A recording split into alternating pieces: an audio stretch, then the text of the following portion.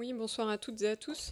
J'abonderai par 4 questions pour nourrir ce débat d'orientation budgétaire, 4 questions centrées sur les finalités en fait de ce DOB, à savoir donc l'action de notre collectivité. En premier lieu, ma première question est de savoir quels sont les progrès sociaux et écologiques qui sont permis par ce DOB. Plusieurs situations de notre territoire devraient être au cœur de l'action d'ALM. D'où cette question, en quoi ce DOB, par exemple, va nous permettre de lutter contre la pauvreté sur notre territoire, qui est de 3 points supérieur à la moyenne régionale. En quoi ce DOB nous permet de lutter contre le taux de chômage, par exemple, qui est là aussi supérieur à la moyenne régionale. Ou en quoi ce DOB va nous aider à sortir les 17 000 ménages d'ALM en situation de précarité énergétique. Ou en quoi ce prochain budget donc, va répondre aussi aux milliers de demandes annuelles de logements sociaux qui sont non satisfaites, etc. etc.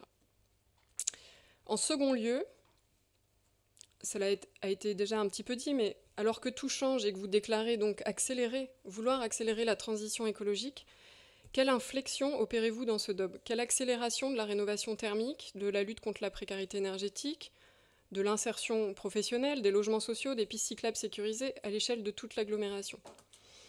C'est pas extrêmement limpide. En troisième lieu, ce DOB apparaît relativement gentil vis-à-vis de l'État. Donc ça a été dit un petit peu, mais en effet, il y a une stabilité de la DGF qui est annoncée, mais on hérite néanmoins d'une situation pressurisante avec une baisse successive depuis une dizaine d'années, une pression qui est intenable, et je pense que l'ensemble des élus ici présents le savent, avec des injonctions paradoxales qui sont délétères, où les collectivités doivent payer la dette de l'État, tout en assumant des services publics croissants et palliant aussi bien souvent à un certain nombre de manquements de l'État. Aussi, dans le prolongement donc, de l'intervention de mes collègues, pourriez-vous nous préciser, Monsieur Béchu, quels sont vos motifs, en tant que ministre en charge des collectivités, de refuser la taxation des superprofits qui pourraient bénéficier au compte public et à une revalorisation de la DGF de l'ensemble des collectivités? Je pense que c'est intéressant d'entendre les raisons de ce refus. Enfin, et non des moindres, quel est l'intérêt communautaire de ce document d'orientation budgétaire? Comment garantissez-vous l'intérêt et l'équité communautaire dans les dépenses et les investissements d'ALM? Les orientations, en particulier sur le budget de transport, font débat à ce titre.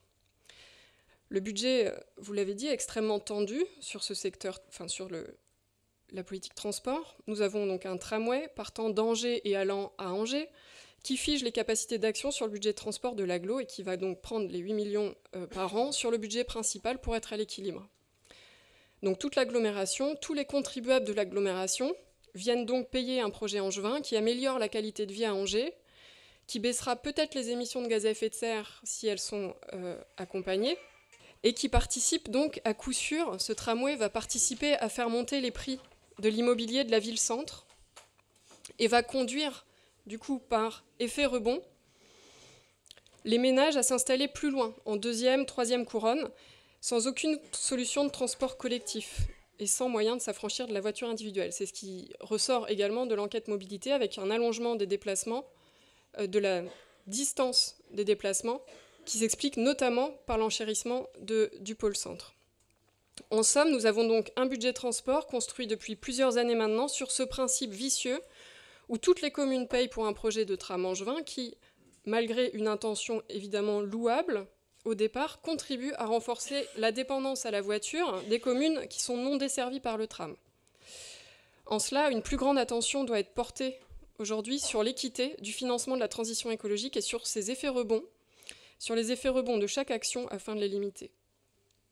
Pour conclure, le contexte d'inflation et d'enchérissement des produits constitue en effet un défi majeur pour le prochain budget, sur lequel ce DOB se veut néanmoins rassurant.